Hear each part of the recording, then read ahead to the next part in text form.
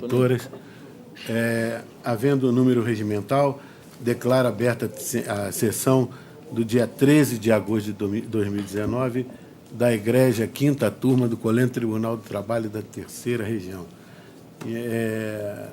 Rogando pela proteção de Deus, em primeiro lugar, congratulo-me com meus pares, em especial com o doutor Vicente de Paula Maciel, é isso?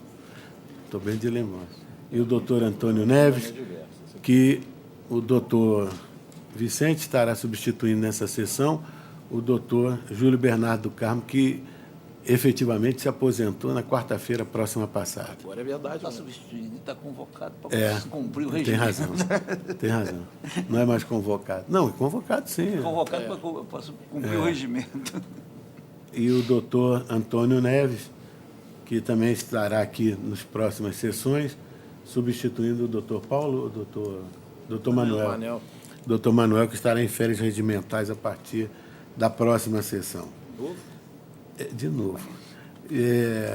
Tem que gozar enquanto tem. Em primeiro lugar, eu gostaria de também... congratular também com a ilustre representante do Ministério Público, com os senhores e senhoras advogadas presentes, os estudantes de direito que acaso estejam na casa, e também com os nossos funcionários, sempre zelosos e sempre presentes aqui para nos auxiliar na sessão. Sem eles, nada poderia ser feito. Em primeiro lugar, gostaria de colocar em votação a ata da sessão próxima passada. Estando todos de acordo, considero a mesma aprovada. E gostaria também de constar as nossas congratulações pela passagem do aniversário natalício, a doutora Paula Cantelli, nossa colega aqui da casa, desembargadora, que fez aniversário no domingo, e também com o doutor Paulo Chaves, também desembargador da casa, que fez aniversário ontem, com a adesão de todos os nossos colegas, do representante do Ministério Público também. Tem mais alguma coisa, doutor Paulo Chaves? Quer falar alguma coisa? Não? Pela ordem, eu doutor Vicente. Gostaria de registrar aqui essa minha presença, né, fugaz aqui nessa sessão. Fui avisado aí de última hora, né, mas é um prazer muito grande estar com colegas que enfrentaram anos de primeira instância e que têm uma brilhante atuação não só na primeira instância como no tribunal, e para mim é uma honra estar aqui compondo, mesmo que interinamente, de modo breve, essa turma, né? Eu gostaria de registrar que ontem foi recebido pelo professor Haroldo Plínio Gonçalves, na Universidade Federal de Minas Gerais, o título de professor emérito, e concedido pela UFMG, através da reitora Sandra, e é um juiz muito importante, né? Foi, inclusive, meu orientador, foi meu professor na faculdade, meu orientador de doutorado, e é uma pessoa que também tem uma trajetória não só acadêmica, mas aqui no tribunal, ocupando o posto mais elevado aqui. Então, pela importância, eu gostaria de fazer esse registro e uma homenagem ao professor Haroldo Plínio. E também... Com a adesão de todos, estaremos enviando também um ofício ao doutor Haroldo Plínio, congratulando pelo gáudio. E também registrar o lançamento do livro de um funcionário da casa aqui, que foi no último projeto Leis e Letras, na sexta-feira, de um cientista político, né, o Rubens Goiatá Campante, que fez um trabalho muito interessante sobre patrimonialismo e corrupção no Estado brasileiro. Então, foi lançado na última sexta-feira, e é um autor importante, né? Ele é ativo, muito participante, e trouxe algumas reflexões sobre essa questão da relação entre o Estado e o financiamento e a corrupção que muitas vezes é gerada por alguns tipos de empresas, né? Então, essa relação é analisada por ele a partir da teoria de Max Weber, é muito interessante. Então, gostaria de registrar e parabenizar pelo lançamento da obra. Doutor Vicente, não nos passou desapercebida a sua presença, lógico que é sempre brilhante. E gostaria também de saudá-lo em especial. O doutor Antônio Neves, não vou saudar, não, porque ele já está acostumado, né? Mas Vossa Excelência é a primeira vez que está aqui, pelo menos na minha presidência, e é um prazer muito grande tê-lo aqui. É sempre uma oportunidade de estreitarmos laços, né? E todos que passam por aqui acabam ficando nossos amigos e acabam repetindo. O doutor Antônio Neves deverá estar na próxima lista de promoção, né, que vai ser votada em breve, talvez até no próximo pleno, e certamente vai ser o nosso próximo desembargador. Ele é a doutora Jaqueline, o que nos parece no momento. E Vossa Excelência também já está perto, né? Provavelmente nessa leva de aposentadorias aí, Vossa Excelência vai alcançar esse cargo. Se não, pode contar com a minha vaga em setembro do ano que vem. Então, é um prazer muito grande tê-lo aqui, né? E a nossa quinta turma está sempre pronta para receber a todos de braços abertos. O nosso clima aqui é ótimo, felizmente, né? E sentimos muito a ausência do doutor Júlio, que também fazia parte dessa família que nós fizemos aqui, né? É uma turma muito boa, não por causa da minha presidência, mas por causa dos membros que compõem. Sempre tranquilos e tal, e as divergências que nós temos são sempre discutidas em alto nível, sem levar para o plano pessoal, então nós temos um convívio muito agradável. O doutor Antônio Neves é testemunha disso, né? Então, sempre nós temos essa conduta. E, inclusive, com a representante do Ministério Público, que também faz parte da nossa família aqui. Então, é um prazer muito grande tê-lo aqui. Agradecer também, né, o doutor Vicente, porque pego meio de surpresa. Pela não disponibilidade, é fácil, né? A atitude dele Colaboração. Aí, colaborativa mesmo, além de tudo, né? Além de ser um brinde para nós aqui. É verdade. Agora, partindo para o resto, né, os processos do doutor Júlio serão retirados do pauta. Né? Todos. Comunico aos advogados que os processos do doutor Júlio, que estão na pauta de hoje, estão retirados de pauta, tá? Em razão da aposentadoria dele, que nos tomou de surpresa. Nós estávamos esperando, mas que nos tomou de surpresa. Então, os processos do doutor Júlio estão retirados de pauta. Ainda comunico o sobrestamento na minha sala do Dr. Paulo Maurício, não, a minha sala, do RO 00123-7 de 2016. Ainda na sala, agora é na sala do doutor, eu não sei qual é a sala, é minha sala, né? Ainda na minha sala, sobrestar o processo 00-10-107-30 de 2017.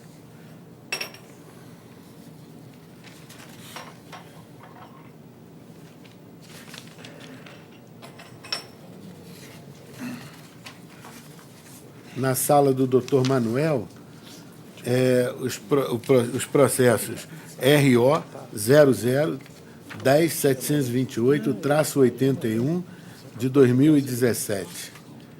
E ainda o 11-688-19 de 2017.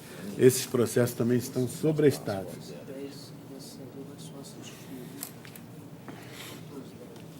E agora eu vou pedir a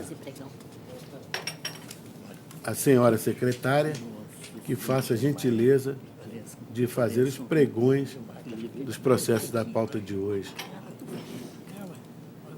Berlândia está ok? Berlândia?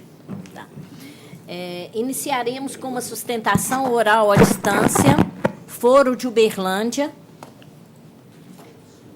Iniciaremos na sala de 14.1, cujo relator é o excelentíssimo desembargador Oswaldo Tadeu Barbosa Guedes. O primeiro processo com inscrição para sustentação oral é o 43 da pauta, que é o 11.490-54-2015. Agravantes: Larissa Silva Moreira Gonçalves, Tempo Serviços Limitada, Banco Bradesco S.A., Banco Bradesco Cartões e Algar Tecnologia e Consultoria. agravados os mesmos. Estão inscritos para sustentação oral os advogados Fernando Souza Leles Júnior, pela reclamante, e Ana Carolina Momente Rosa, pelos reclamados, pelo Banco Bradesco Cartões, Banco Bradesco e Tempo de Serviço. Boa tarde, doutores. Boa Estamos tarde. ouvindo bem? Sim, perfeitamente. Pois não. Vou direto à conclusão. Eu estou conhecendo dos agravos interpostos pela Larissa Silva Moreira Gonçalves, Tempo Serviços S.A., Banco Bradesco S.A., Banco Bradesco Cartões S.A. e Algar Tecnologia e Consultoria S.A. E, no mérito, estou negando-lhes provimento. Custas processuais a cargo dos agravantes executados no importe de R$ 44,26 na forma da lei. É a minha proposta de voto. Em primeiro lugar, tem a palavra o doutor Fernando, pelo agravante reclamante. Boa tarde, excelências. Quero cumprimentar a todos os desembargadores, na pessoa do ilustre presidente, membro do Ministério Público, colegas advogados, demais serventuários.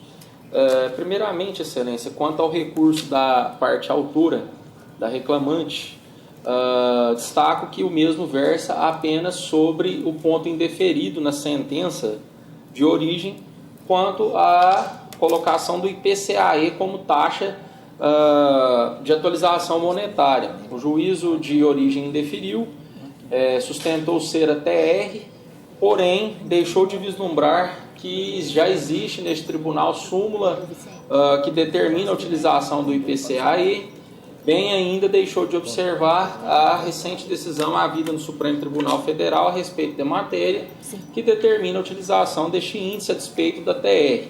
Então, quanto ao AP da autora, peço vênia do voto do eminente relator para que seja conhecido e provido o recurso determinando-se a aplicação deste índice, o IPCAE. Quanto aos recursos patronais, excelências, até porque haverá sustentação da outra parte, eu destaco o seguinte: no tocante à matéria, no tocante aos recursos em si, eu destaco que não houve propriamente recurso das empresas Tempo Serviços, Banco Bradesco e Banco Bradesco Cartões S.A. O recurso de agravo de petição é da empresa Algar, com adesão dessas demais empresas, mas o recurso propriamente interposto pelas demais empresas não existe nos autos.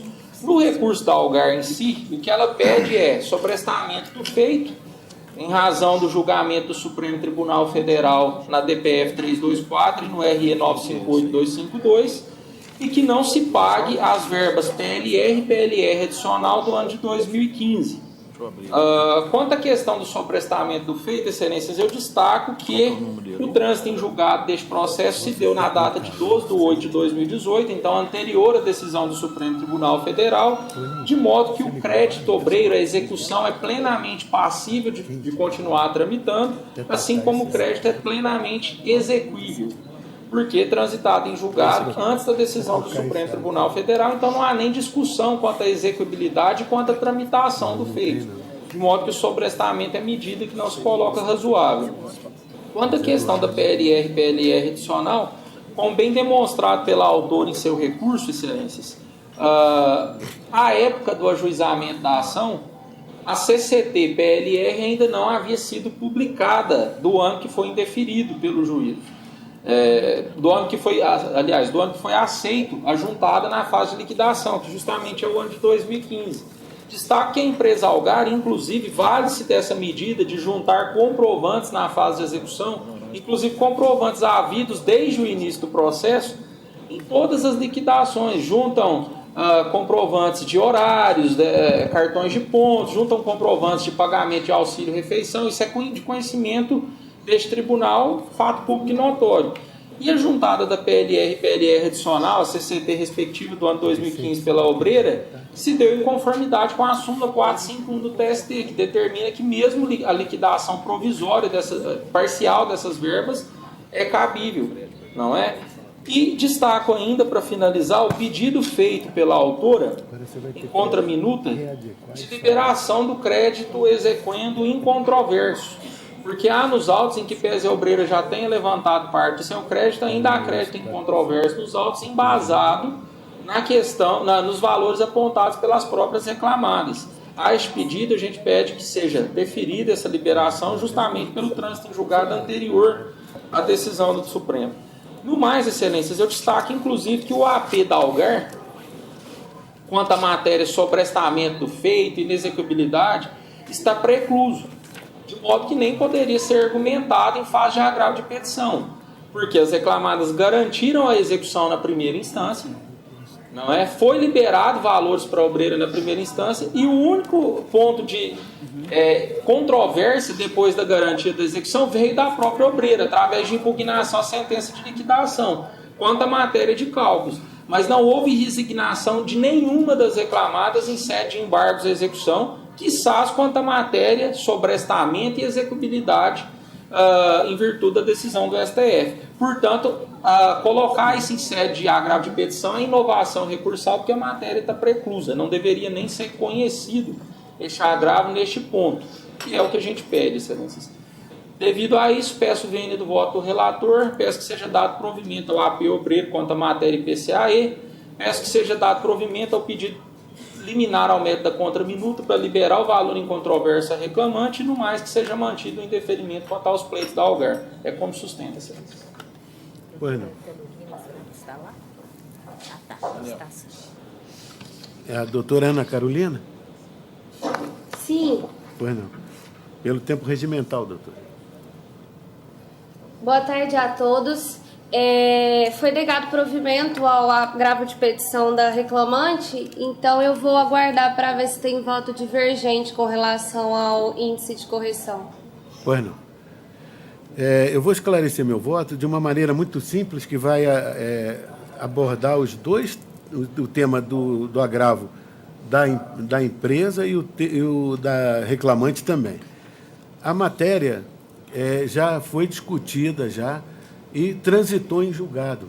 Tanto quanto a aplicação do IPCAE no lugar da TR já foi objeto de decisão, né, no processo de conhecimento. Então, portanto, o que se tenta é modificar a matéria já de coisa julgada, que não se pode admitir nesse momento. E também, quanto ao a PLR e o adicional de PLR do ano de 2015, da mesma forma. E, finalmente, quanto ao tema terceirização, também já foi julgado, já transitou em julgado, no acórdão desta turma, que ratificou a sentença de primeiro grau. Então, portanto, coberto pelo manto da coisa julgada, não se pode mais reabrir a discussão, tanto quanto um aspecto quanto no outro. Então, portanto, eu estou mantendo integralmente o meu voto. Doutor Paulo Maurício. Doutor Manuel Barbosa. De acordo. Dessa forma, então, fica julgado o processo por unanimidade, de acordo com o voto do relator. Obrigado. Ah, doutor, ainda tem outro, né? Obrigada. Obrigado, doutor Fernando. Agora, ainda nesta sala do Foro de Uberlândia, processo número 31 da pauta, que é o 11.036-87-2015. Recorrente Flaviana Rosa de Souza e recorridos Algar Tecnologia e Consultoria S.A., Banco Bradesco S.A. e Tempo Serviço Limitado. Está escrita para sustentação oral a advogada Ana Carolina Momente Rosa pelos segundo e terceiros reclamados. 31. Doutor, eu vou direto à conclusão. Estou conhecendo os recursos ordinários interpostos pela reclamante, pelos segundo e terceiros reclamados, Banco Bradesco e Tempo Serviço.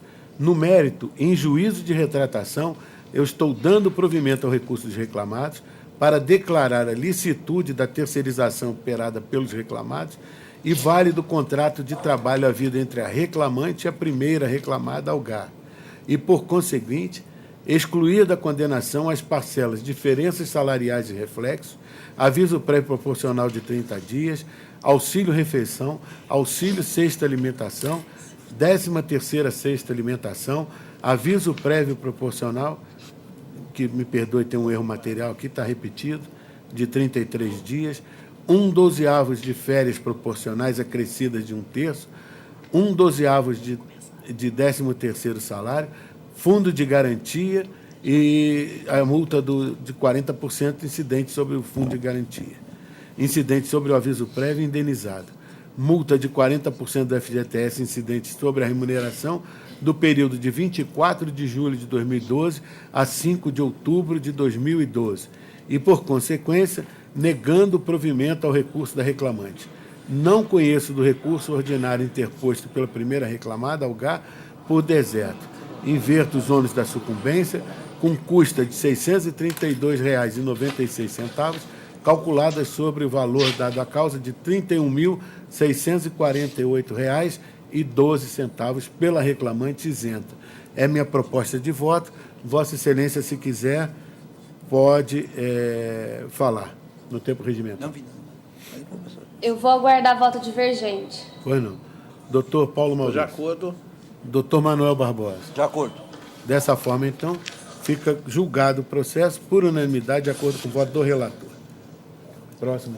Eu só queria tirar uma dúvida. Os processos do Dr. Júlio foram todos tirados de pauta, correto? Exatamente. Como falei. Tá bom, então. no Muito começo da obrigada. sessão. Tá bom, obrigada. Boa tarde. Boa tarde, doutor. Passaremos, então, continuaremos no Foro de Uberlândia, mas passaremos à sala de 14.2, cujo relator é o excelentíssimo desembargador Paulo Maurício Ribeiro Pires. O processo é o 24 da pauta, que é o 10.357.05/2017. Recorrente, Vulcaflex Indústria e Comércio Limitada e Adriano Lacerda Rosa Araújo, recorridos os mesmos. Está escrita para sustentação oral a advogada Karine de Souza Fraga pela reclamada. Boa tarde, doutora Karine. Boa tarde. Eu vou pedir ao relator que leia a conclusão do voto, para que Vossa Excelência, se quiser, faça sua sustentação no tempo regimental. Obrigada. Pois não, doutor Paulo. Eu estou conhecendo dos recursos ordinários interpostos pelas partes, no mérito eu nego provimento ao recurso da reclamada e dou provimento passar o recurso do autor para determinar o cálculo do pensionamento mensal. Observe a data em que o autor completar 75 anos de idade. O pensionamento seja pago antecipadamente de uma só vez, com a aplicação do deságio no importe de 30%. Eu rejeito o requerimento formulado pelo autor e encontrar razões de aplicação na reclamada de qualquer penalidade prevista no artigo 81 do CPC, por litigação de má-fé. Pois não, doutora, com a palavra, por gentileza. Boa tarde a todos. Eu vim mesmo apenas para acompanhar o julgamento, tá? Só gostaria que registrasse meu comparecimento, por gentileza. Já está constando da ata, da certidão. Obrigada. Doutor Vicente, como vota? Estou de acordo. Doutor Manuel Barbosa. De acordo. Dessa forma, então, fica julgado o processo por unanimidade, de acordo com o voto de Sua Excelência, o desembargador relator. Ok, né? Obrigado, doutora. Obrigada. Uma boa tarde para a senhora. O voto já foi reformulado, né? Sim. Terminadas as preferências regimentais no PJE, passaremos aos autos físicos. Processo número 12 da pauta física. É um RO 10.061/2014-020. Recorrente Valdir Silva Sobrinho e recorrido Banco Santander Brasil S.A. Estão inscritos para sustentação oral os advogados Eduardo Vicente Rabelo Amorim, pelo recorrente, e Fernando de Oliveira Santos, pelo recorrido. Quem que é o relator? Relator, excelentíssimo desembargador Oswaldo Tadeu Barbosa Guedes. Revisor, excelentíssimo desembargador Paulo Maurício Ribeiro Pires. Boa tarde, doutores. Indo direto à conclusão, eu estou conhecendo o recurso ordinário do reclamante e, no mérito, estou negando-lhe provimento. É minha proposta de voto. Fala, em primeiro lugar, o doutor Eduardo, pelo reclamante. Senhor presidente, demais convidados da grata turma, senhora procuradora, senhores funcionários, prezados colegas.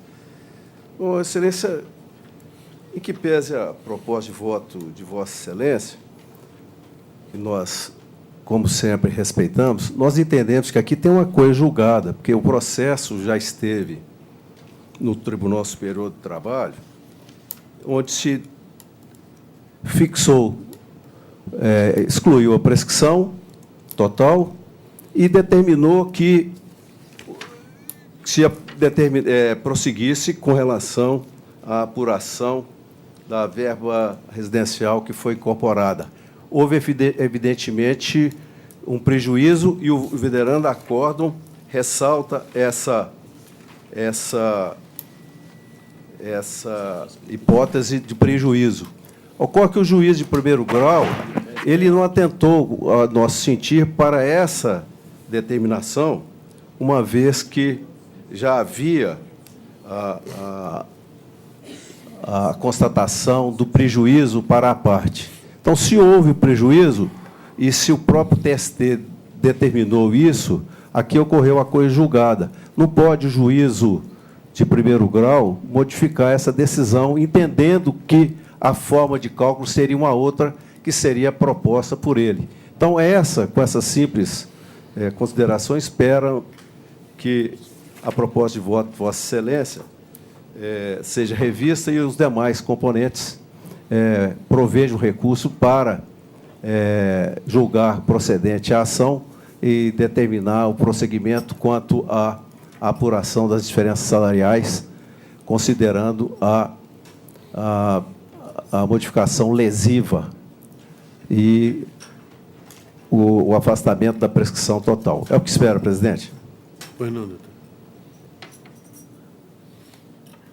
Senhor presidente, gostaria de saber se há divergência do voto. Vossa Excelência aguarda no primeiro voto divergente? Isso, para que eu pudesse sustentar. Pois não.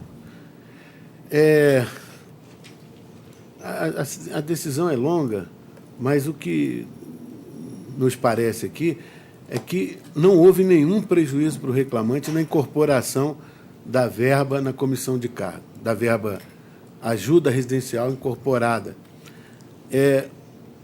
Apenas para que Vossa Excelência, doutor Eduardo Vicente, entenda melhor, a remuneração total do reclamante, salário base mais comissão de cargo, aumentou ao longo do contrato de trabalho, evoluindo, por exemplo, de R$ 14.367,43 em abril de 2011 para R$ 14.397,32 em maio de 2011. Então, o autor teve mantido o mesmo patamar remuneratório após incorporação, não havendo-se cogitar a existência de qualquer prejuízo ou alteração contratual lesiva por parte do réu.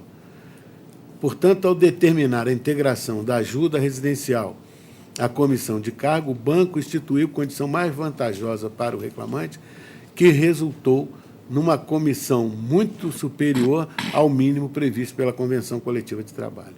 Então, dessa forma, estou mantendo integralmente o meu voto, não vendo de forma alguma qualquer decisão transitada em julgado quanto a esse aspecto. O egrégio TST apenas se manifestou a respeito da prescrição, que foi afastada. Não mais deixou para discussão nas instâncias ordinárias. Então, portanto, eu não vejo nenhuma violação à coisa julgada nesse caso. Doutor Paulo Maurício. A gente até pensa aí no prejuízo, porque, em princípio, poderia parecer que ele vai ter um prejuízo, ou que ele teve um prejuízo. Mas, na verdade, eu fiz até uma pesquisa também a nível nacional, é o que tem sido decidido. A gente pode parecer aí, mas ele teve uma, vamos dizer, não vou dizer só um ganho remuneratório, mas essa verba, por exemplo, não tem incidência em vários outros tributos ou imposto. Então, num primeiro momento, pode parecer que ele está tendo um prejuízo, mas eu acho que no decorrer do período vai se verificar que o prejuízo não é existente. Então, por isso, eu estou plenamente de acordo. Doutor Manuel Barbosa. De acordo. Dessa forma, então, fica julgado o processo por unanimidade, de acordo com o voto do relator. Obrigado, doutores. Uma boa tarde, muito obrigado. Uma boa tarde. Próximo processo é o 16 da pauta. É um AIAP. É o 3/2018-113. Agravante, Milton Taufik Charim e outros. E agravados, Irã Hermes Bogado, massa falida do Grupo Chaim, administradora judicial, KPMG, Corporation Finança Limitada, e o representante é Osana Maria de la Rocha Mendonça, da Rocha Mendonça. Relator, excelentíssimo desembargador Oswaldo Tadeu Barbosa Guedes. Está escrito para sustentação oral pelo agravado, o advogado Mário Luiz Casaverde Sampaio. Indo direto à conclusão, boa tarde, doutor. Indo direto à conclusão, eu conheço do agravo de petição interposto pelos sócios Milton Taufik Chaim, né? É isso, né? Chaim. E Salim Taufik Chaim. E, no mérito, nego-lhe provimento. Se a excelência quiser fazer uso da palavra, fique à vontade. Excelência, vamos aguardar o primeiro voto divergente. Doutor Paulo Maurício. De acordo. Doutor Manuel Barbosa. De acordo. Dessa forma, então, excelência. fica julgado o processo por unanimidade, de acordo com o voto do relator. Obrigado, doutor. Uma boa tarde. Processo número 1 da pauta, 17-2012-004. Ah, tá. Bom também. Fundação Félix Rosso e agravados, sindicatos dos fisioterapeutas e terapeutas ocupacionais Ok. do Estado de Minas Gerais. É o 1 da pauta. Relator? Um da pauta, Esse é retirado, esse tá retirado. retirado de pauta. Retirado de pauta. Doutor Júlio, retirado. É o 13 da pauta. 13 da pauta é um RO 1106-2011-099. Recorrente Caixa Econômica Federal, recorrido Césio e também recorrente Césio Monteiro de Carvalho. Recorridos os mesmos e Fundação dos Economiários Federais, FUNCEF. Relator, excelente desembargador Oswaldo Tadeu Barbosa Guedes. Revisor, excelente desembargador Paulo Maurício Ribeiro Pires. Manuel. Está escrita para sustentação oral a advogada Raquel de Souza da Silva pelo segundo recorrente. Acho que é advogado ausente, né? Advogado ausente. Como que é a opção? Doutores, tem alguma divergência? Não. Tem, doutor Manuel? Prima. Então, prevalece a primeira opção de voto por unanimidade. Próximo, por favor. Processo número 19 da pauta, RO 629-2014-020. Recorrentes Caixa de Assistência dos Advogados de Minas Gerais e Simone de Souza. Recorridos os mesmos e Cooperativa Médica e Especialidades Médicas. Relator, excelentíssimo desembargador Paulo Maurício Ribeiro Pires. Revisor, excelentíssimo desembargador Manuel Barbosa da Silva. Está escrito para sustentação oral o advogado Cristiano Alves Pedrosa, pela segunda recorrente. Boa tarde, doutor. Boa tarde. Doutor Paulo Maurício, por gentileza, para a leitura da conclusão do voto. Pois não, presidente, eu conhecendo os recursos interpostos pela primeira ré e pela reclamante, no mérito dou parcial provimento ao recurso da primeira reclamada para limitar a multa diária em caso de não cumprimento da obrigação de fazer, relativa à anotação do CTPS, ao patamar de R$ 100 por dia, até o valor máximo de R$ 2.000. Eu dou provimento parcial ao apelo da reclamante para declarar a prestação quinquenal das pretensões anteriores a 29 de 11 de 2008, face da interrupção efetivada pela ação trabalhista anteriormente ajuizada, e acrescer a condenação ao pagamento das férias em dobro, período 2007-2008, com um terço, e o 13º do ano 2008. Também para acrescer a condenação ao pagamento de mais 33 dias de aviso prévio proporcional, 1/12 de férias proporcionais, com um terço, 1/12 de 13º proporcional de 2012, fundo de garantia e multa de 40%. E, nos termos do 832 da CLT, eu declaro que possui no interesse salarial o aviso prévio, o 13º salário de 2008, mantendo o valor de condenação por compatível. Vossa Excelência tem a palavra pelo tempo regimental. Excelência, já que houve o provimento parcial, eu vou aguardar eventual voto divergente. Bueno. Doutor Manuel Barbosa. De acordo. Doutor Vicente. De acordo. Dessa forma, então, fica julgado o processo por unanimidade, de acordo com o voto do relator. Obrigado, excelência. Obrigado, Boa doutor. tarde. Uma boa tarde. Boa tarde. Processo número 14 da pauta é um AP 2356-2011-139. Agravante, Bruno Santos Faleiro, e agravado, Itaú Unibanco S.A. e outro. Relator, excelentíssimo desembargador Oswaldo Tadeu Barbosa Guedes. Revisor, excelentíssimo desembargador Paulo Maurício Ribeiro Pires. Estão inscritas para sustentação oral as advogadas Gisele Costa Cid Loureiro, pelo agravante, e Andressa Rodrigues de Matos, pelo agravado. Boa tarde, doutores. indo direto à conclusão, eu estou rejeitando a preliminar de não conhecimento do agravo de petição interposto pelo exequente. Conheço deste e, no mérito, provejo em parte para determinar a retificação dos cálculos periciais de liquidação para efeito de aplicação como índice de correção monetária da TR para os débitos atualizados até o dia 24 de março de 2015 e do IPCAE para os cálculos atualizados do dia 25 de março de 2015 e em diante, independentemente da data da prestação de serviços, com exceção apenas da correção monetária incidente sobre o FGTS, a qual deverá se dar pelo índice contido na tabela única da Justiça do Trabalho, conforme determinado pelo comando da decisão exequenda. Custas pelos executados no valor de R$ 44,26 na forma da lei. Fala em primeiro lugar a doutora Gisele, que é pelo agravante, não é isso? Vossa Excelência tem a palavra. Obrigada, Excelência. Boa tarde, Igreja Turma. O reclamante e agravante aqui no caso vem requerer que o voto do eminente desembargador relator não seja seguido no que se refere à parte em que nós buscamos a modificação da sentença que julgou embargos à execução aviados pela executada, determinando alteração nos cálculos periciais. Porque esses cálculos, segundo entendemos, foram feitos de acordo com a coisa julgada, que decorre de uma decisão anterior, já na fase de execução, onde as executadas atacaram os cálculos periciais em ponto determinado. Foi esse embargo à execução, primeiro, acolhido, não houve recurso por parte das empresas, das executadas, dessa sentença de embargos à execução, e o perito veio refazer os cálculos com base no critério, nos critérios apontados e acolhidos pela primeira sentença de embargos à execução.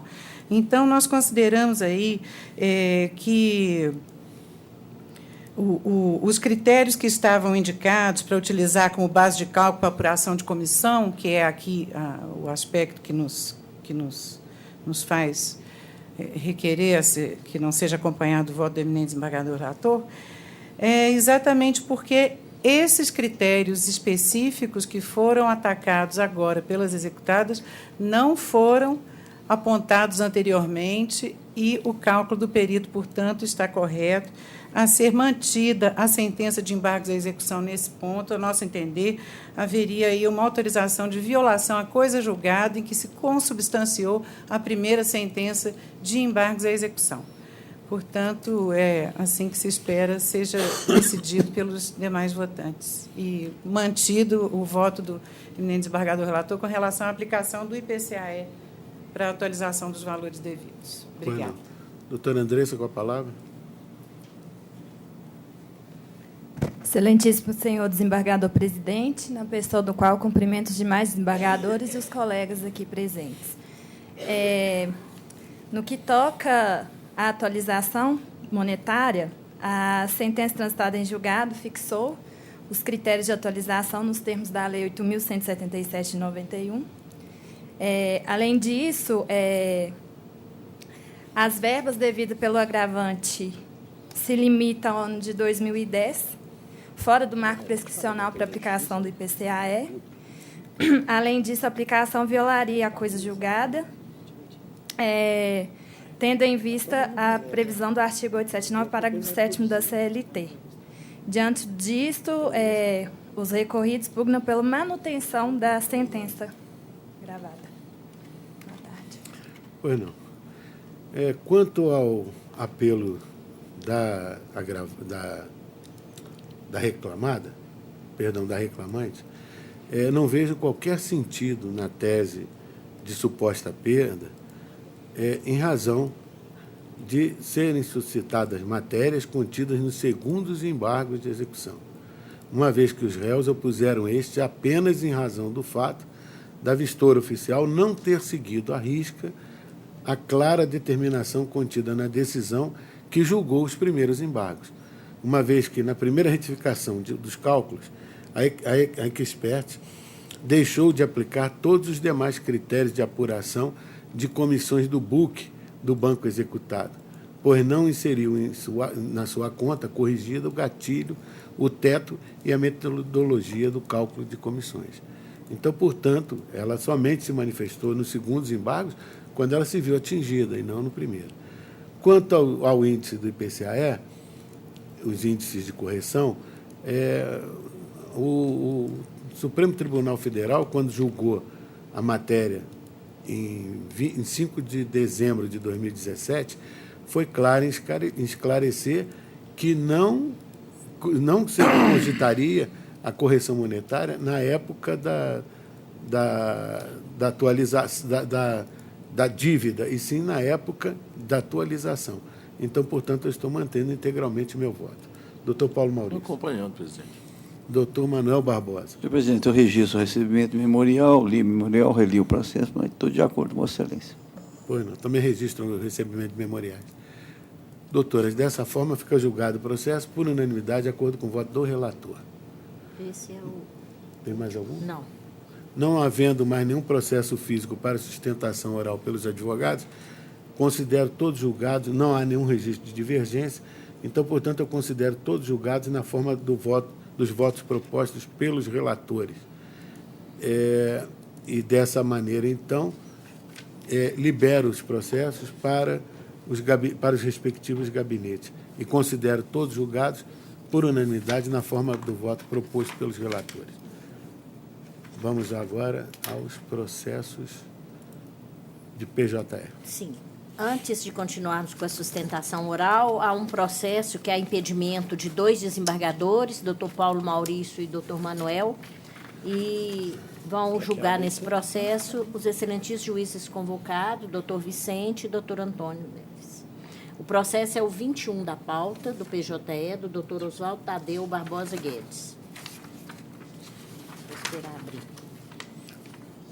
É o 10.424/53/2016, que tem suspeição dos 2. Esse processo será apregoado antes dos demais processos de preferência, em razão da preferência regimental do doutor Antônio Neves.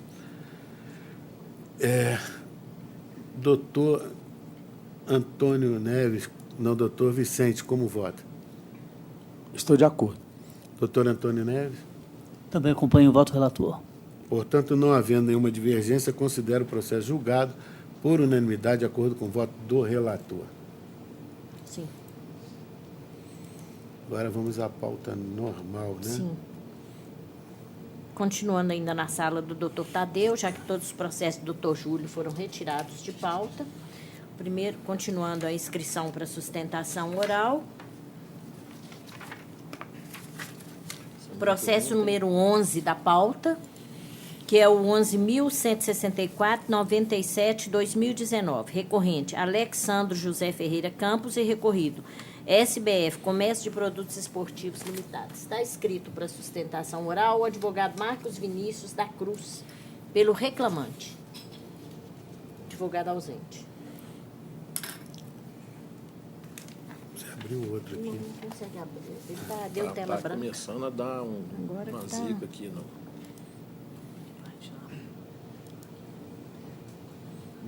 Deu tela branca. O advogado está Presidente, ausente. Pela ordem, eu pedi permissão para me retirar, que eu tenho os afazeres lá no gabinete. Nós ficamos muito tristes com a sua ida, mas nada podemos fazer para mantê-lo aqui. Muito obrigado pela sua colaboração e até a próxima sessão. Já ganhou o salário do dia hoje, que a gente já votou. Aqui, qual que é o número? Esse aí travou. 38? É o 11. Esse aqui.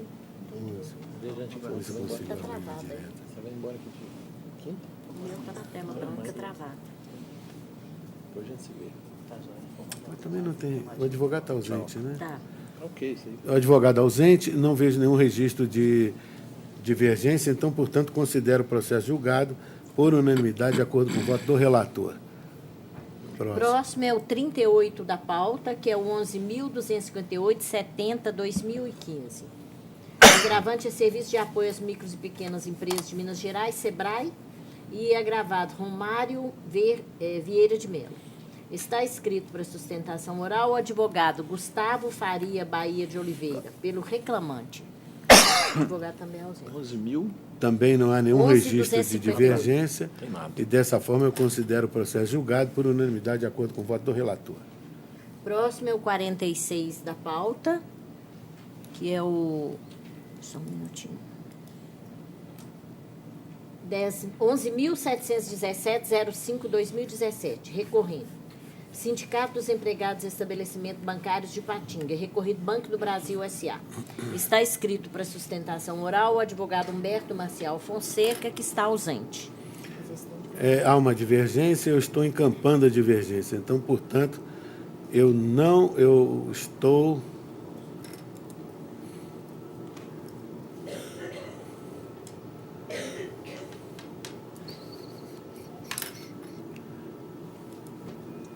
Eu estou mantendo a decisão de origem, por unanimidade, não é isso, doutor Paulo? Negando provimento, não é isso? Negando provimento e mantendo a decisão de origem. Essa é uma matéria nova aí. Eu estou mantendo. Foi o que vossas excelências julgaram. Você pode abrir. É bom que você acompanhe. Não é isso? Isso. Negando provimento. Não é isso, doutor Manuel?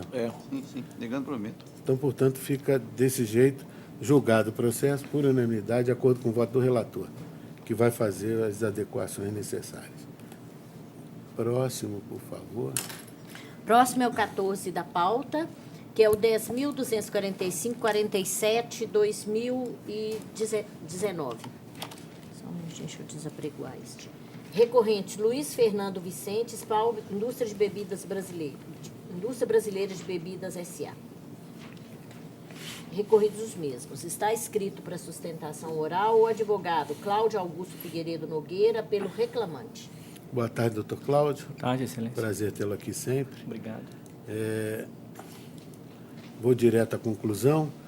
Eu estou conhecendo os recursos no mérito, dando provimento parcial ao recurso do reclamante para determinar que, para a correção monetária dos valores deferidos, deverá ser observado o IPCAE. Quanto ao recurso da reclamada, nego-lhe provimento. É minha proposta de voto. A excelência tem a palavra. Excelência, poderia aguardar eventual divergência? Pois não. Doutor Paulo Maurício.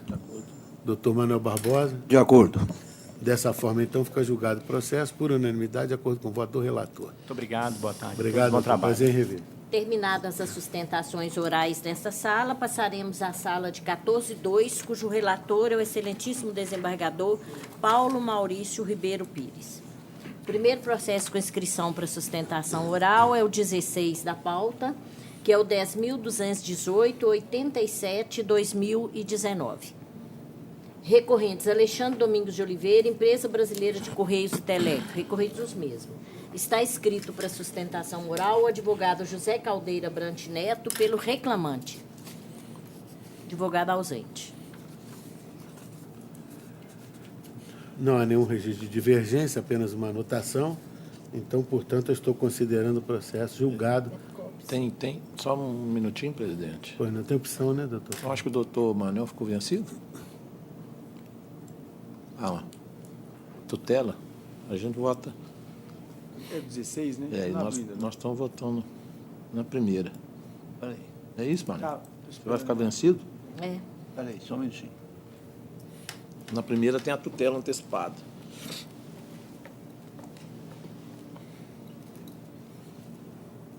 Você pode dar 16 na pauta? É. Só um minutinho.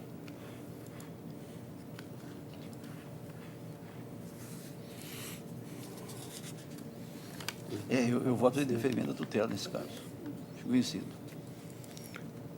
Vencido, não há nem sustentação, mas fica vencido o doutor Manuel Barbosa quanto à tutela antecipada, que ele estaria indeferindo, não é isso, doutor Manuel? Sim. Então, portanto, dessa forma fica julgado o processo. Vencido o doutor Manuel nesse aspecto. Aliás, é o único aspecto, né? Vencido o doutor Manuel. Prevalece o voto, então, de Sua Excelência, o desembargador relator. Primeiro. Inscrição vencida. Próximo processo é o 35 da pauta, que é o 10.544-92-2016. Recorrentes: Juliana Maria Aurélio Triginelli e Banco Santander Brasil S.A. Recorridos os mesmos. Estão inscritos para sustentação oral os advogados Eduardo Vicente Rabelo Amorim, pela reclamante, e Thaís Drummond, pelo reclamado. Boa tarde novamente, doutor Eduardo. Boa tarde, doutora Thaís. Doutor Paulo Maurício, quando tiver condições para a leitura da conclusão do voto. Pois não, presidente. Estou conhecendo os recursos ordinários interpostos, afasto as preliminares e prejudicial suscitadas. No mérito, eu dou-lhes provimento parcial.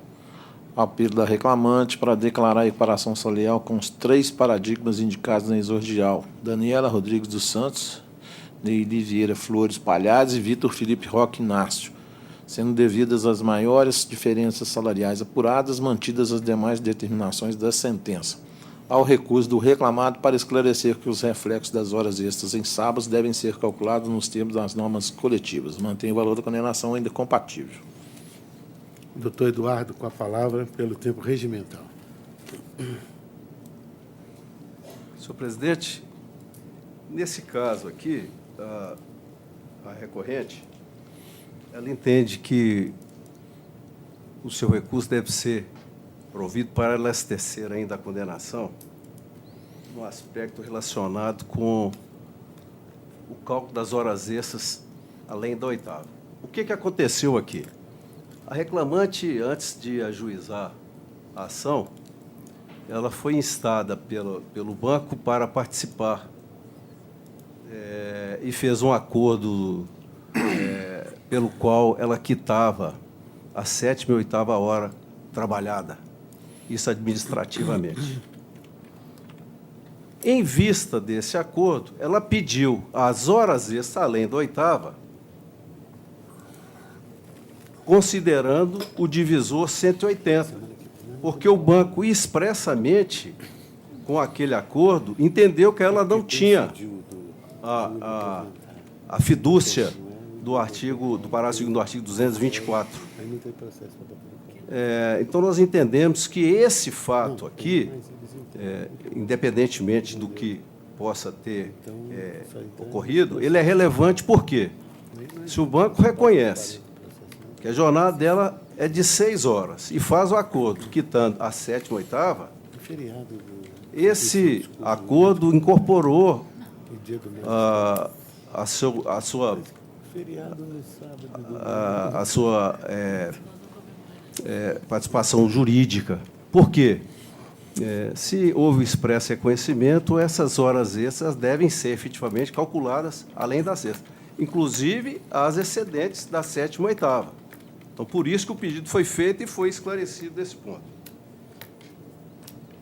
Outro ponto em que nós entendemos que pode haver o elastecimento é com relação à gratificação especial. Essa verba o banco pagou para alguns empregados em vários períodos, não só no ano 2012, existe prova dos autos ao contrário, e sem qualquer critério objetivo ou mesmo subjetivo.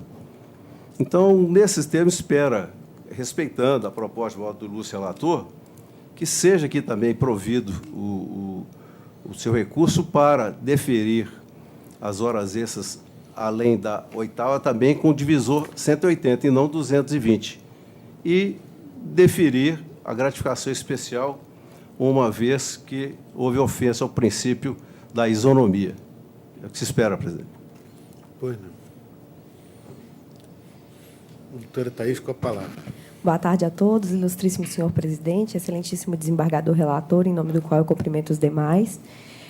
O primeiro ponto que eu queria ressaltar aqui é a preliminar por cerceamento de defesa, tendo em vista que, na audiência inicial, constou em ata que as partes levariam suas testemunhas nos termos do artigo 825 da CLT. Quando da audiência de instrução, a reclamada comprovou o convite de uma de suas testemunhas, requereu o adiamento da audiência, e o que foi indeferido, ou seja, houve o cerceamento de defesa. É o primeiro ponto que a reclamada requer. Caso não seja acolhida essa preliminar, a reclamada requer seja reformada a decisão com relação, primeiro, ao ponto que o doutor sustentou aqui, que é a gratificação especial. A reclamada ressalta que, apesar de não haverem critérios específicos com relação a determinados funcionários, por exemplo, os critérios de gratificação especial são empregados que vieram do Banco do Brasil, que foram contratados na década de 70 e 80, que não é o caso da reclamante, que foi contratada em 2009. O segundo critério, o critério que ele fala que não é objetivo, é que era critério do gestor de cada funcionário, ele pagava para funcionários que se destacaram para o banco essa parcela de acordo com a disponibilidade orçamentária da empresa. Essa parcela foi paga somente até o ano 2012, que também se encontra prescrita, e, além disso, é uma parcela que é paga após a ruptura do contrato de trabalho, ou seja, não é uma parcela salarial que se possa merecer equiparação. Dessa forma, requer não seja condenado em gratificação especial. O segundo ponto é a aplicação do artigo 384, tendo em vista que o mesmo não foi recepcionado pela Constituição Federal nos artigos 5º e 7º, e agora foi revogado expressamente com a reforma trabalhista. E o último ponto é a aplicação da TR como índice de correção. É o que se requer. Bueno, doutor Paulo Maurício. Não há cerceio de defesa, porque a empresa sabia que a testemunha que seria levado não seria, estaria de férias. E a obrigação é da empresa, data vênia. Em relação à gratificação.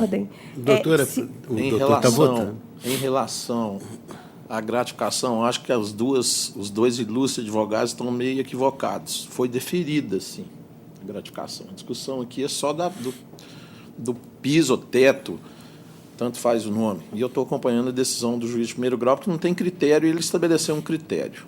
Em relação ao acordo, doutor Eduardo, não vi esse acordo nos autos, data vênia. E mesmo se tivesse feito um acordo extrajudicial, eu acho que não há vínculo aqui em estabelecer a jornada que foi estabelecida para a reclamante, que era gerente. Daí o divisor que o magistrado de primeiro grau estabeleceu. Os demais itens eu estou mantendo a proposta de voto, inclusive ninguém falou da equiparação, estou mantendo a equiparação também, a correção monetária, nós já temos firmado posicionamento aqui na turma, então estou mantendo a proposta. Doutora, se for esclarecimento de matéria fática, Vossa Excelência tem a palavra. Excelência, se a reclamada leva um funcionário no período de férias, ela também é processada por fazer o funcionário trabalhar no período de férias, ou seja, eu só queria... Doutora, a testemunha não é da reclamada nem do reclamante, é do juízo. Sim, ela foi convidada. Se a empresa optou, doutora, não pode discutir o voto com o se a empresa optou por deixar de levar a testemunha porque ela estava de férias, né, qual o cerceio? E a obrigação firmada pelo juiz de primeiro grau foi exatamente essas partes levarão suas testemunhas. Data vênia. Doutor Manuel Barbosa. Inteiramente de acordo, no caso, tem muito que levasse outro. Ainda tem essa. Doutor Vicente. Na verdade, para garantir o direito de oitiva e testemunha nos processos de rito ordinário, a parte tem que arrolar a testemunha no prazo legal, ou indicá-la na audiência para que haja intimação. Se isso não foi feito, a parte assume o risco. O fato de haver uma carta convite ou um convite da parte não substitui o procedimento que é este que está instalado no CPC e na CLT. Então, acompanho integralmente o voto.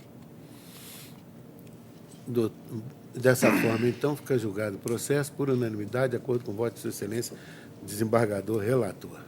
Obrigado, doutores. Uma boa tarde.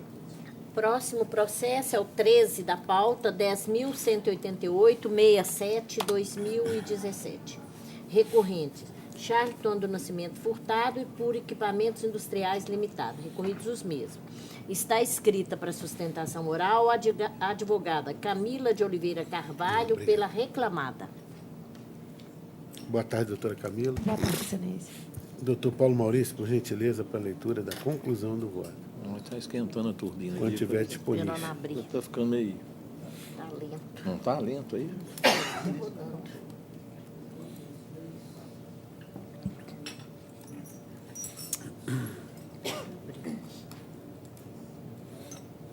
Pois não, presidente. Eu estou conhecendo dos recursos interpostos pelas partes, a exceção no apelo do reclamante do pedido de que os honorários periciais ainda devidos sejam quitados pela União, por ausência de interesse recursal, eis que tal determinação já consta da sentença. No mérito, eu nego provimento ao recurso do autor e dou parcial provimento ao recurso da ré apenas para determinar que o juízo de origem proceda à requisição do valor de R$ 1.000 ao órgão competente, observados os termos do artigo 3º da Resolução 66/2010, com vista à devolução do adiantamento dos honorários periciais realizados pela mesma. Pois não, doutora, pelo tempo regimental. Excelência, a divergência? Vossa Excelência se reserva a falar no primeiro voto divergente? Foi negado provimento ao recurso total do reclamante, né? Exato. Sim. Não é isso, doutor? Doutor Manuel Barbosa. De acordo. Doutor Vicente. Estou de acordo. Dessa forma, então, fica julgado o processo por unanimidade, de acordo com o voto de Sua Excelência, desembargador. Obrigada, Excelência. Boa tarde. Obrigado, doutor. Boa tarde para a senhora também. Próximo processo é o 15 da pauta, que é o 10.218/75/2019. Está escrito para sustentação oral, advogado André Santos Silva, pelo reclamante. Advogado ausente.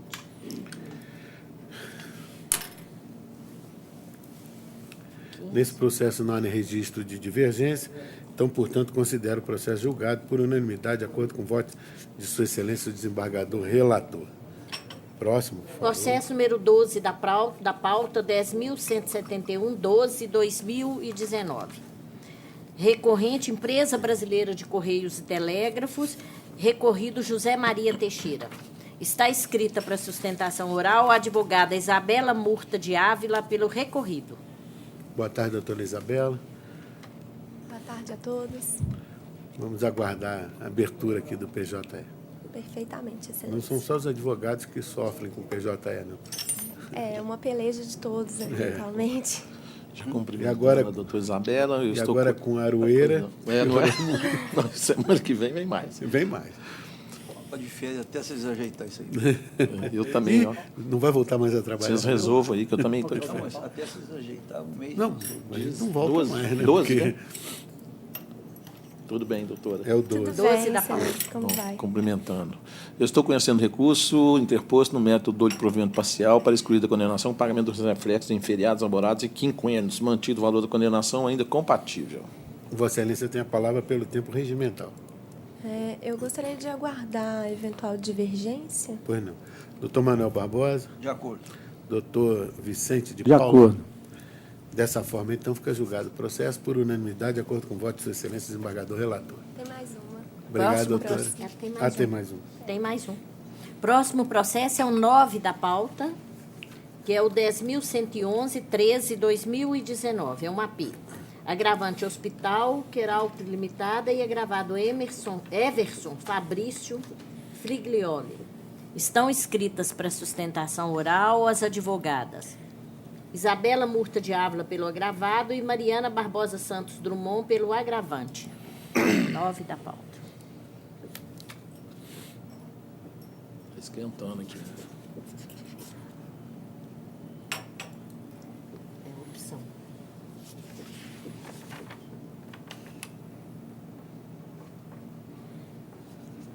Pois não. Eu estou acolhendo e preliminar, arguído pelo exequente, encontrar razões e não conheço do agravo de petição interposto pela executada por ausência de garantia de juízo. Custas 44,26 pela agravante executada. Primeira opção. Muito boa tarde, senhor Doutora, presidente. só um instantinho só. Vossa Excelência fala pelo agravado.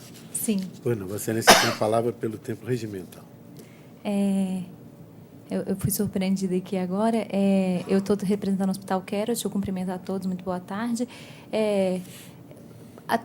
Até onde eu tenho conhecimento, eu não posso confirmar Doutora, aqui agora. Se a Excelência me permite, até no sentido de orientar a sua sustentação oral, vou pedir ao doutor Paulo que esclareça o motivo que não Exato, está por sendo favor. conhecido. Só para O que acontece nesse processo? Eu vi que o valor da execução é de R$ 1.137.168,40. Correto. Isso foi atualizado até 28/2.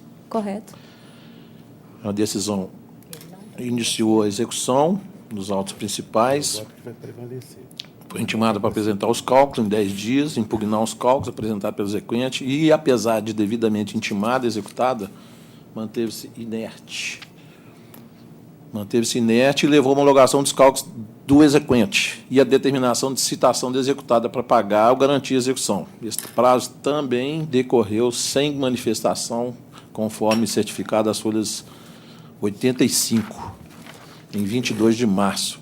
Foi determinada a realização do bloqueio nas contas do executado pelo Bacen Júdice. Somente em 1/4/2009, a executada via os autos requereu o chamamento feito à ordem, alegando a nulidade de todos os atos praticados, desde da intimação do início da execução, sob o argumento de que o provimento do tribunal não foi cumprido no que se refere à intimação pessoal da executada, pois houve intimação do procurador. Foi essa a primeira vez que a executada se manifestou nos autos da execução provisória e limitou-se a arguir a referida nulidade sem apresentar a sua argumentação quanto à incorreção dos cálculos. O que aconteceu? O juiz indeferiu o requerimento por entender que o dispositivo do provimento nosso estava correto e a execução provisória era originária dos autos já eletrônicos. Aí a julgadora também indeferiu a arguição de nulidade, afastou todas as unidades e determinou a realização da penhora sobre dinheiro. Estou lendo porque esse processo é bastante complexo, dentro do que aconteceu lá no... eu fico até satisfeita. Para orientar aí a ilustre advogado. A empresa entrou com mandado de segurança. Sim. Se eu estiver errado, vocês me puxam a orelha aí. Nossa. Por tais motivos, concedeu a liminar pretendido e determinou a suspensão de parte do bloqueio. Eu acho que nós até participamos desse julgamento. Com a liberação de partes de valores bloqueados, mantido o valor de 30% do valor do faturamento. Foi determinado. Em razão dessa liminar, o juiz de primeiro grau determinou que comprovasse que o faturamento, a fim de liberar o bloqueio, sobejasse os 30%, em observação da liminar. A executada interpôs um agravo de petição em face das decisões que não acolheram as arguições. Ou seja, o juiz não está garantido, pois somente 30% do valor está bloqueado. 347.833,35. E essa situação, no meu entendimento modesto, impede o conhecimento do agravo de petição, pois ainda prematura a medida. Prematura. Com relação a esse valor do percentual bloqueado do faturamento da empresa, o que eu posso garantir que a gente conseguiu juntar com relação ao faturamento do ano de 2018 é até em déficit o valor da empresa. Então, na verdade, o meu entendimento é que o valor que está bloqueado, os 30%, hoje, ele chega a garantir a execução. Foi dessa forma que eu não sei se foi aberto prazo nesse sentido para a gente conseguir fazer essa prova de juntar algum comprovante do faturamento. Eu imagino que tenhamos juntado algum documento a respeito disso. Só pode ter juntado, só interferindo, doutora, só para orientar, só pode ter juntado que a SDI não julga de outra forma. Se eu estiver errado aqui, meu companheiro e amigo ali diz, ela exige a prova dos 30% na imediata interposição do agravo de petição. Por isso que do mandado de segurança, por isso que no mandado de segurança foi deferido liminarmente. Nesse caso, a minha sustentação seria no sentido de que poderíamos ter sido intimados para juntar esse documento. Eu vou sustentar nesse sentido e reiterando todas as nulidades que vieram no agravo já, com relação ao provimento do tribunal, com relação ao artigo 880, que determina a expedição do mandato de citação, né, da parte, no caso da empresa, que não teve essa intimação expedida para pagamento, né, e diretamente foi bloqueado. Além disso, pode perceber pelo artigo 805 também que não foi respeitada a forma menos gravosa aí da agravante.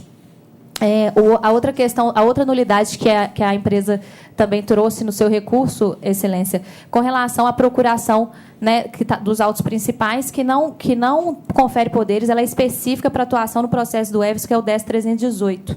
Né? Por fim, eu mantenho aí o requerimento de nulidade dos atos praticados e com a devida citação da reclamada para reabertura da execução, os demais prazos, na eventualidade que fosse considerado os bens já indicados à penhora como uma forma menos gravosa para a empresa que está com a atividade dela delimitada aí em razão desse valor bloqueio. Obrigada. Doutora Camila. Doutora Isabela. Perdão, Mariana. Isabela. Boa tarde a todos. Cumprimento o presidente, excelentíssimo senhor relator, todos os membros componentes dessa turma. Com todo respeito às exposições trazidas pela doutora Mariana, nobre colega, pugna a parte agravada pela manutenção da proposta de voto pelo excelentíssimo senhor relator, considerando que não houve ilegalidade no bloqueio, não houve tampouco nulidade da citação proposta pelo agravo de petição trazido pelo Hospital Queralt. No processo, e ainda há que se ressaltar que no processo, no mandado de segurança, a discussão cinge-se sobre os bloqueios realizados em uma execução que versa sobre aproximadamente R$ 1 milhão. Foi deferida apenas 30% para garantir a execução provisória do reclamante. Nesse contexto, a fim de se evitar qualquer confusão sobre os fundamentos trazidos pelo mandado de segurança e os fundamentos trazidos pela agravante ora presente, não há que se falar em nulidade da citação, até porque foi limitado 30% do faturamento. A parte agravada ficou extremamente prejudicada nesse sentido, e até porque os bloqueios efetivados estão em total consonância, ainda que num valor ínfimo, com os preceitos constitucionais. Cumpre também observar que não houve qualquer iniciativa da agravante em quitar a dívida. Muito pelo contrário, não houve sequer intenção de parcelamento no artigo 916 do CPC e, necessariamente, sendo observada a ordem de preferência estabelecida pelo juízo de origem. Aliado a isso, o presente agravo ele possui exclusivamente o fito de isentar a agravante da responsabilidade atraída por meio da força de trabalho desprendida pelo agravado, por meio de um contrato de trabalho, motivo pelo qual mostra-se correta a decisão agravada, não merecendo tanto, assim, o reparo. O que se espera é que seja mantida a proposta de voto pelo excelentíssimo senhor relator. Muito obrigada. Bueno. Doutor Manuel Barbosa. A primeira, viu? Primeira. Sua? A minha foi a primeira. Só um minutinho.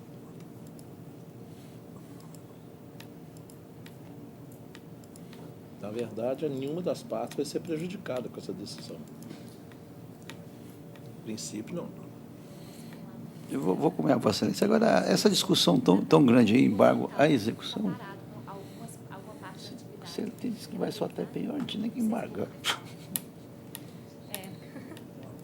Data Vênia, vai embargar. A hora que Nós estamos votando, doutor. Desculpa. Sim. Olha, por que eu fiz assim? Não, sim. Está acompanhando você. Por que eu fiz a primeira? Sim. Só para os acompanhando de acordo. Ver que a gente está discutindo aqui, porque o voto tem... Pois não, doutor, agora sim. Né? Claro. O voto tem duas opções. Por quê? Numa outra opção entraria no mérito, mas afastaria uma situação aí que foi arguída e nós não estamos discutindo isso aqui. Sim. A questão é a seguinte: não há óbice do hospital, porque a gente fala do hospital, tem sensibilidade com o hospital, mas tem sensibilidade com o reclamante também, de discutir através dos embargos. Nós estamos a proposta aqui é para não atropelar o andamento do processo, que é uma execução provisória. Para não atropelar o andamento. Pode ser que surja até uma possibilidade, não sei, diante do vulto aqui do montante, mas pode ser que estabeleça um acordo lá, não sei. Então, isso aqui não atropela o andamento do processo, que é originário da execução provisória. Ou que haja uma reviravolta lá no também. Então, não há, em princípio, não há prejuízo. Por isso que a CLT fala que para na penhora os atos de execução na execução provisória. Aí, se para na penhora, não teria nem embargo à execução. Exatamente. Por isso que eu fiz as duas opções. Doutora. A única última coisa que eu queria falar, até com o excelentíssimo desembargador relator, os 30%, me veio à memória que agora, que até eu tive presente numa reunião específica desse processo na empresa, de fato ele está disponibilizado, mas o restante ele está bloqueado na conta da empresa, ele não está disponibilizado em juízo, a empresa não consegue mexer no valor. Tem esse fato. Porque é provisória. E a SDI, com certeza, deferiu liminar baseado no faturamento da empresa que comprovou. Pode olhar lá. Ela está mantida em função da liminar dada na SDI.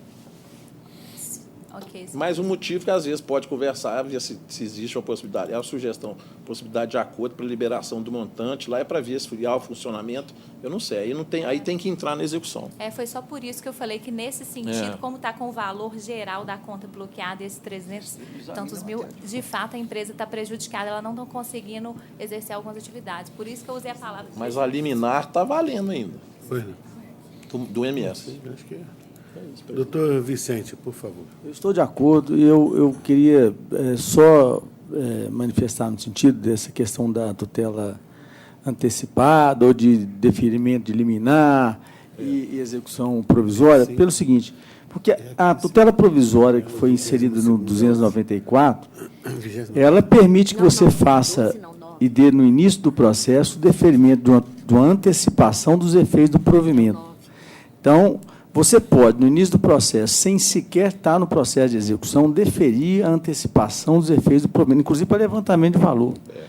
Agora, você tem limite para chegar até na execução no momento da penhora? Quer dizer, ou a execução provisória foi absorvida pela tutela provisória e regulamentada por ela, ou você matou a tutela antecipada e ela morre na execução provisória, na penhora. Então, essa é uma contradição que persiste no atual CPC 2015, né, e que ela vai ter que ser, talvez, regulamentada ou, na verdade, burilada, né, melhorada pelas decisões dos tribunais, porque é uma contradição. A meu ver, você pode, numa decisão, você tem muito mais condições hoje de interferir no processo, dando uma liminar, do que chegando na execução provisória. Você chega, faz toda a cognição plena no processo, começa a execução, e eu tenho que parar na execução provisória, numa verba de natureza alimentar? Agora, eu defiro lá a reintegração do empregado com pagamento de salário. É satisfatível a questão, eu estou fazendo isso no início do processo.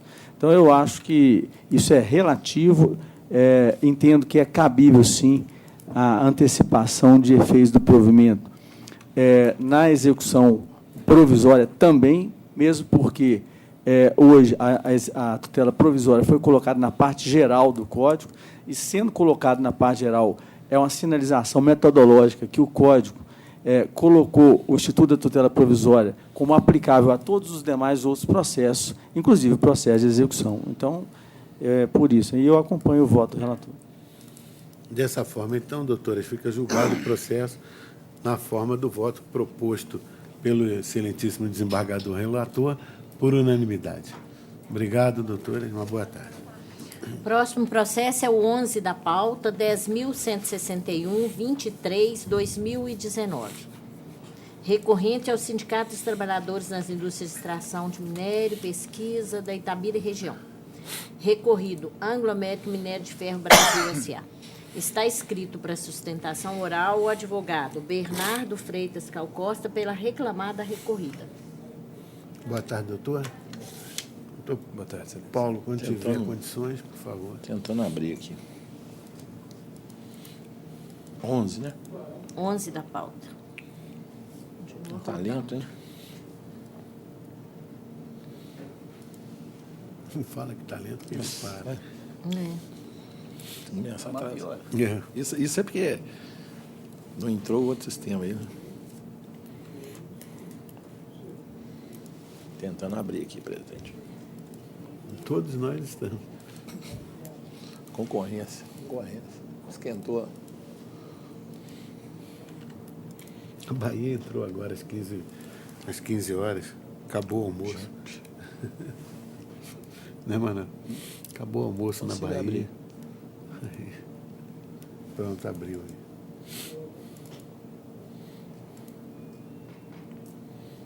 Abri aqui. Conseguiu abrir? Consegui. Eu estou... Nossa Senhora.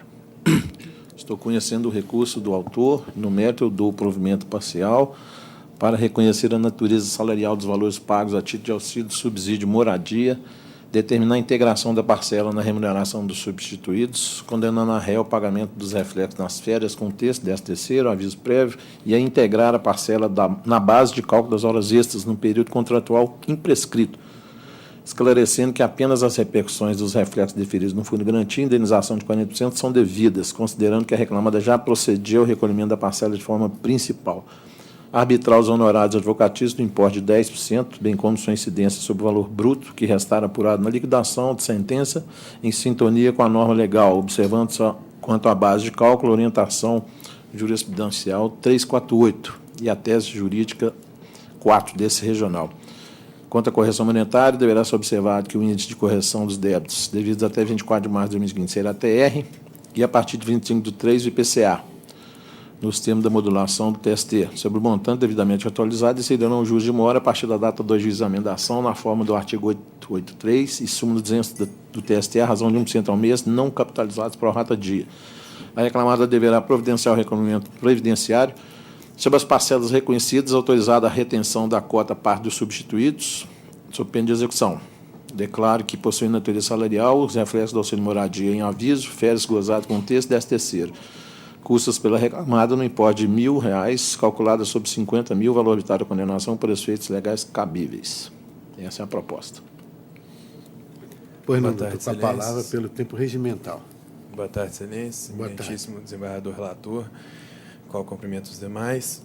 Eu vou pedir vênia aqui ao relator e vou ser breve aqui. A gente está tratando sobre o auxílio moradia, né? E eu queria dizer que, de acordo com as provas produzidas nos autos, a Anglo-América chegou em Conceição do Mato Dentro, uma cidade de 18 mil habitantes, para empregar mais de 1.000 pessoas. Naturalmente, a cidade não conseguia fornecer essa mão de obra. Então, ao fazer as propostas de trabalho para pessoas de outras cidades, outros estados, a Anglo-América incluiu o auxílio moradia temporariamente, como está bem claro no contrato de trabalho, e assim como a prova oral produzida nos autos, que a testemunha afirma que sabia que foi contratada com a natureza temporária do auxílio moradia, para que fosse viável trazer essas pessoas, inclusive de outros estados, para trabalharem na Anglo-América em Conceição do Mato Dentro. De novo, uma cidade de 18 mil habitantes que simplesmente não tinha essa mão de obra. Então, mais uma vez, pedindo vênia ao eminentíssimo desembargador relator, ao nosso ver, o auxílio moradia, nesse caso, seguiu estritamente a súmula 367 do TST, que diz que, para viabilizar a prestação de serviço, o auxílio moradia não tem natureza salarial. É isso que tínhamos para sustentar. Obrigado. Pois não, doutor Paulo? Eu ressalvo até num processo análogo que eu já julguei em sentido contrário, quando não havia prova de que a empresa recolhia o INSS e o Fundo de Garantia sobre a verba. Nesse aqui tem prova. A natureza salarial foi a empresa que me disse que tem a natureza salarial. Caso contrário, eu votaria no outro sentido. Eu lancei até um voto antigo aqui, meu aqui. E, nesse caso aqui, o sentido é contrário. A empresa considera que integrava a parcela na base de cálculo do INSS e Fundo de Garantia. Então, estou mantendo a proposta. Doutor Manuel Barbosa. De acordo, Excelência. Doutor Vicente. De acordo. Dessa forma, então, fica julgado o processo por unanimidade, de acordo com o voto de Sua Excelência, desembargador relator. Obrigado, doutor. Obrigado, Excelência. Uma boa tarde. Há uma inscrição feita aqui no 36 da pauta, que é o 10.562.08/2015. Já foi embora? Era só para assistir o julgamento. Já foi embora, então. Então, vamos à... Então, a sala do doutor Manuel. Sala do doutor Manuel Barbosa. Passaremos, então, à sala de 14.3, cujo relator é o excelentíssimo desembargador Manuel Barbosa da Silva. Processo número 12 da pauta. 12. 10.375.16/2017. Recorrente Ana Carolina de Oliveira e comercial da Emo Limitada. Está escrita para sustentação oral a advogada Virgínia Andrade Moreira pela reclamante. Advogada ausente. Não há nenhum registro de divergência, então, portanto, considero o processo julgado por unanimidade, de acordo com o voto de Sua Excelência, desembargador relator. Processo número 11 da pauta, 10.344.39/2016. recorrente Altair Alves da Silva e BRF-SA. Lactalis do Brasil, comércio, importação e exportação do laticínio limitada, recorridos os mesmos. Está escrito para sustentação oral o advogado, o Emerson Fernando Silva, pelo reclamante. Boa tarde, doutor Emerson. Boa tarde. Doutor Manuel Barbosa, por favor, para a leitura da conclusão do voto. Só um minutinho. Não abriu aqui ainda. Está rodando.